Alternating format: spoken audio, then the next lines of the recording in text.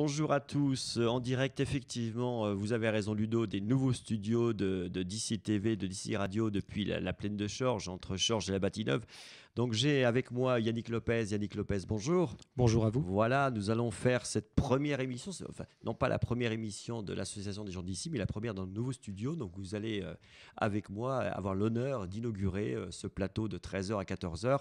Ce soir, vous reverrez en podcast vidéo sur le site d'ici.fm. Et qui êtes-vous, Yannick Lopez? Pourquoi est-ce que je vous ai invité, à votre avis? Très bonne question. Alors je vais essayer d'y répondre.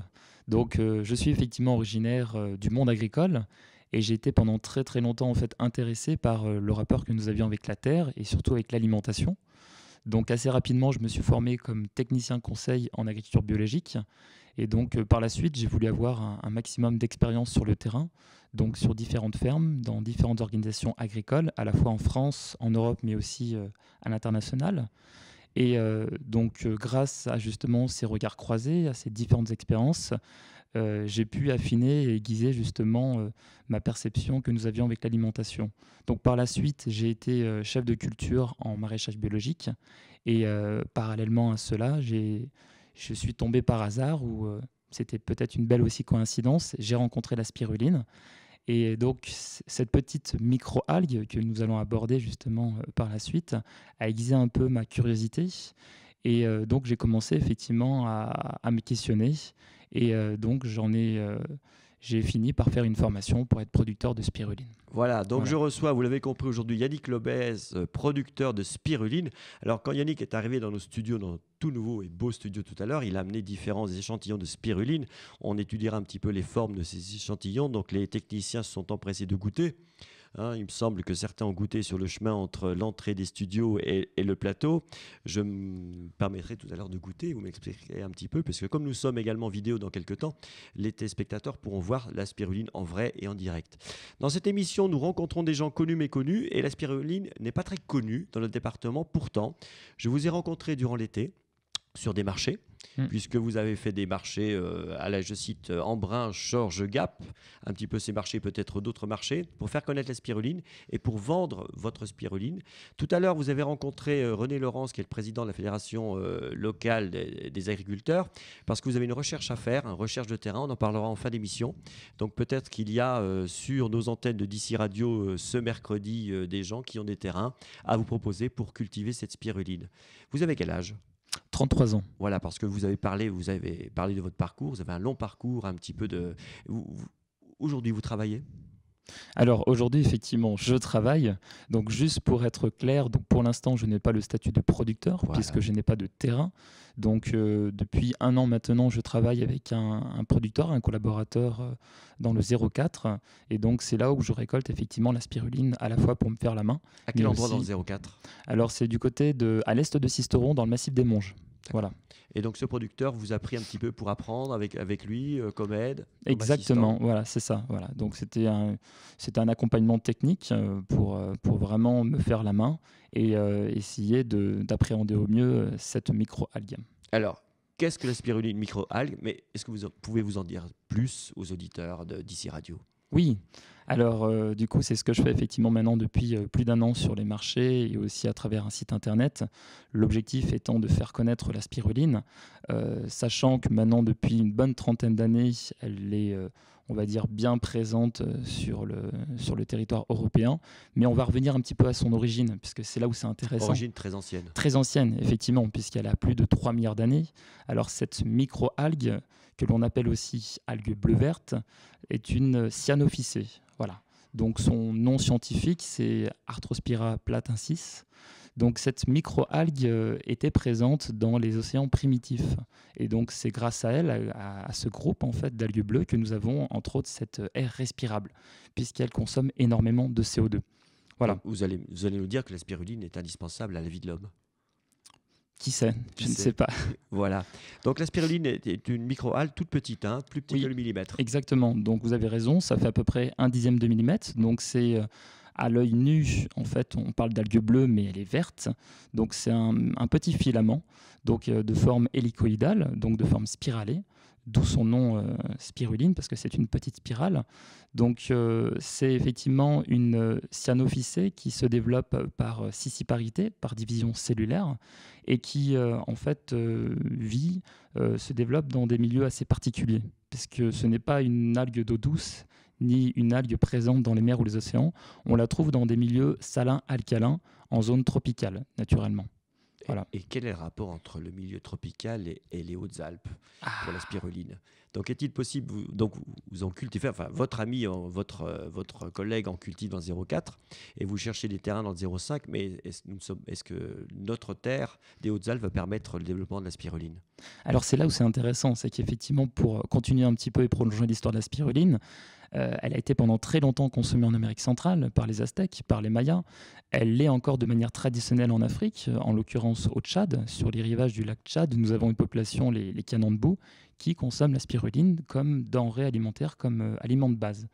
Et c'est en fait au début du XXe siècle qu'elle a été vraiment redécouverte par les Occidentaux à la suite de nombreuses expéditions en Afrique et entre autres lors de grandes famines où effectivement on a constaté qu'une peuplade, les Kanandbou, était beaucoup moins carencée que les autres. Voilà. Et c'est un Français qui, effectivement, à la fin des années 70... Son nom vous a rappelé?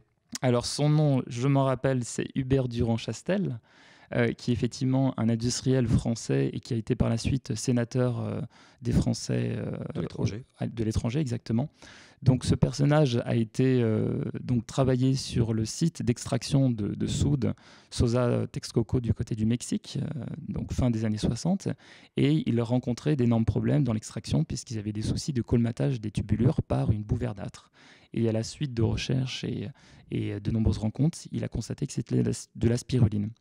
Donc, à la suite, ils ont effectivement démarré la première production industrielle de spiruline au monde.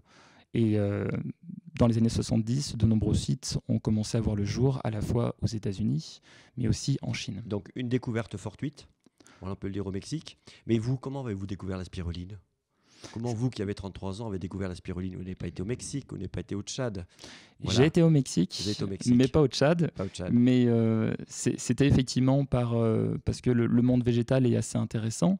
Et c'est vrai que à la suite d'un passage sur une foire bio, j'ai découvert un producteur de spiruline français. Voilà.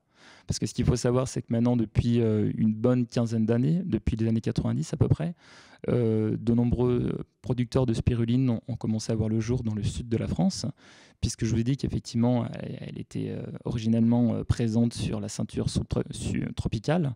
Elle a besoin de chaleur. Donc en fait, on la développe sous tunnels, des tunnels de maraîchage, sous lesquels nous installons en fait des bassins, avec une lame d'eau, une petite lame d'eau de 10 cm d'épaisseur, réunissant toutes les conditions pour que la spiruline puisse se développer correctement. La spiruline se récolte. Vous nous avez amené devant nous, les auditeurs radio ne voient pas, mais ce soir sur la vidéo, ils verront. Ça se présente comment? Donc c'est microscopique, pourtant ce que je vois devant moi sont des algues qui font à peu près 1 cm de long. Donc quelle est la différence entre les deux? C'est le résultat finalement de la récolte et du séchage. Ah, le séchage. Comme on l'a abordé tout à l'heure, la spiruline fait 1/10 de millimètre à peu près, donc elle est vraiment toute petite. Donc on a un process finalement de récolte et aussi de transformation qui nous permet d'obtenir ce résultat-là. Alors dans la spiruline, question toute bête, qu'est-ce qu'il y a dedans? Qu'est-ce qu'il y a dedans? Voilà, parce que si vous dites que la spiruline a un intérêt pour notre corps, elle a évité des carences chez certaines tribus, qu'est-ce que l'on retrouve dans cette algue bleue de couleur verdâtre en fait, hein? Vous avez dit que c'était une algue bleue, pourtant je vois du vert devant moi. Exactement. Dites-moi. Alors, on la surnomme effectivement, du moins, elle fait partie du groupe des algues bleues puisqu'elle contient de la phycocyanine. La phycocyanine étant un pigment photosynthétique qui est aussi un colorant bleu. Voilà, donc lorsque effectivement les paillettes de spiruline, on les laisse au soleil, on verra une dégradation de la chlorophylle et ça laissera apparaître cette coloration bleue. Voilà. D'accord. Et je pense que des études ont été faites. Que contient la spiruline en termes de, je ne sais pas, il y a des vitamines dedans, il y a des minéraux? Exactement. Donc effectivement, maintenant, depuis les années 70, de nombreux scientifiques et surtout des médecins se sont penchés sur la composition de la spiruline. Et donc ce que l'on constate, en fait, c'est que cette micro-algue contient environ 60 nutriments Donc, elle fait partie des aliments top, puisqu'elle contient effectivement aussi tout un florilège de vitamines, d'enzymes et d'oligo-éléments nécessaires au bon fonctionnement du métabolisme humain. Donc, on peut citer entre autres du fer facilement biodisponible, du manganèse, du calcium, du sélénium. Elle contient aussi tout un panel donc, de vitamines, la provitamine A, vitamine du groupe B, dont la B12, vitamine E, K. Et elle est complète. Vous avez amené un livre alors, du elle est docteur, presque complète. du docteur Jean Dupire. C'est écrit la spiruline, un super aliment. Oui. Alors, ce qui est intéressant, effectivement, c'est que c'est un médecin français qui aussi opère en Afrique, en Centrafrique, dans le cadre de missions pour pallier à ses problèmes de malnutrition. Et effectivement, lui, de par ses différentes expériences ici et là-bas, a pu avoir un regard croisé sur à la fois l'effet de la spiruline sur l'organisme, autant dans des situations extrêmes, lors de marasme par exemple, de malnutrition, ou autant pour des problèmes de microcarence en France. Donc effectivement, il surnomme cette microalgue un super aliment, parce que ce qui est intéressant, et ça il faut le préciser, c'est qu'elle ne fait pas partie du règne végétal, donc elle ne contient pas de parois cellulosiques, ce qui veut dire que ce sont des sucres en fait, donc elle est facilement dégradée lors de la digestion, et donc ces éléments sont facilement assimilable pour le corps humain. Et ce qui est intéressant, c'est qu'effectivement, vous l'avez plus ou moins évoqué, elle est presque complète, puisqu'elle contient la plupart des éléments fondamentaux dont nous avons besoin. On n'a pas parlé des protéines, il y en a plus de 60 à 70%, dont les 8 acides aminés essentiels. Et ce qui est intéressant, c'est qu'effectivement, il n'y a pas vraiment de risque de surdosage. Voilà. Qui achète de la spiruline? Alors déjà, ce qui peut être aussi important de dire, c'est que la spiruline est largement reconnue aussi par les institutions internationales comme l'OMS, qui effectivement ont reconnu ses qualités autant dans la prévention des maladies qu'effectivement pour se revitaliser. Et d'autres institutions comme la FOA reconnaissent cet aliment et lui accordent effectivement une place de choix pour la nourriture du XXIe siècle. Donc ce qui est intéressant aussi de dire, c'est qu'à la fois il y a une production internationale, il y a aussi des petits producteurs qui commencent à s'installer maintenant depuis une bonne quinzaine d'années en France, puisqu'effectivement on a largement reconnu ses vertus nutritionnelles. Donc qui consomme la spiruline? Parce que vous avez fait les marchés dans notre département cet Oui. été. Oui. Vous en faites encore? J'en fais encore, effectivement. Voilà, vous en faites. On s'est rencontrés au marché de Gap et on s'est également vu au marché de Chorges et également sur Embrun. Et les gens viennent vers vous, vous disent la spiruline, qu'est-ce que c'est? Donc vous passez du temps à leur expliquer, vous leur faites goûter. Est-ce qu'il y a des gens qui disent écoutez, je vais vous en acheter? Et puis après, est-ce que ces gens reviennent vers vous par téléphone? Voilà, je reprends des barres de spiruline, j'achète de la spiruline en grains ou en granules, etc. Dites-moi. Alors disons qu'on a un petit peu finalement deux catégories de personnes. Ceux qui connaissent déjà la spiruline depuis un certain temps, parce ce qu'il faut savoir, c'est qu'elle est présente dans les magasins bio spécialisés, diététiques et autres depuis maintenant une bonne vingtaine d'années. Donc si on va sur Gap, si on va sur Embrun, Chorges, dans l'Ubaye, dans les magasins bio, on demande la spiruline, on en trouve? Généralement, vous en trouverez. Elle vient du 04, elle vient du massif des Monges. Alors malheureusement, ce qu'il faut savoir, c'est que plus de 80% de la spiruline consommée en France provient de l'importation. Ne me dites pas qu'elle vient de Chine. Entre autres. Entre autres. Entre autres, voilà. Voilà. Bon. Donc, le prix n'est pas le même. Le prix n'est pas le même, voilà. Mais on et pense que peut-être que dans le 04 et le 05, ça va se développer et on va acheter du local. Oui, voilà. souhaitons-le.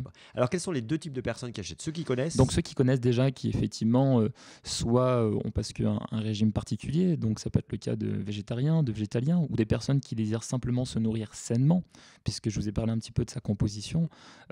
Donc, c'est assez extraordinaire parce que ça permet quasiment de répondre à tous les besoins fondamentaux. Pour les personnes aussi qui... Juste une petite question. Il y a un grammage, vous avez dit qu'il n'y avait pas de surdosage, mais il y a un grammage qui est conseillé par jour, tant de grammes. Ce que l'on conseille, effectivement... 3 cuillères, je ne sais pas, dites-moi. C'est à peu près 3 à 5 grammes par jour. 3 à 5 grammes par jour. Ce qui représente à peu près une cuillère à soupe rase de spiruline sous forme de paillettes. Yannick Lopez, une question que j'aurais oublié de vous poser? Dites-moi. Est-ce qu'il y a une question? Ça fait 1 heure que nous parlons de la spiruline. Est-ce qu'il y a une question que j'aurais oublié de vous poser sur les antennes de DC Radio? On a fait le tour, je pense que c'est déjà bien. Et je pense qu'on sera appelé à se revoir et j'espère sur le site de production l'année prochaine. Vous allez nous tenir au courant, savoir si vous allez trouver un terrain. Donc n'hésitez pas à nous contacter, l'association des gens d'ici pour nous dire où vous en êtes dans votre recherche, dans votre production. C'était Yannick Lopez en direct de DC Radio, de Chorges. Bon après-midi à tous. Merci Ludo, merci Patrick, merci Irénée. Merci à vous. Au revoir merci Yannick à vous. Lopez. Au revoir.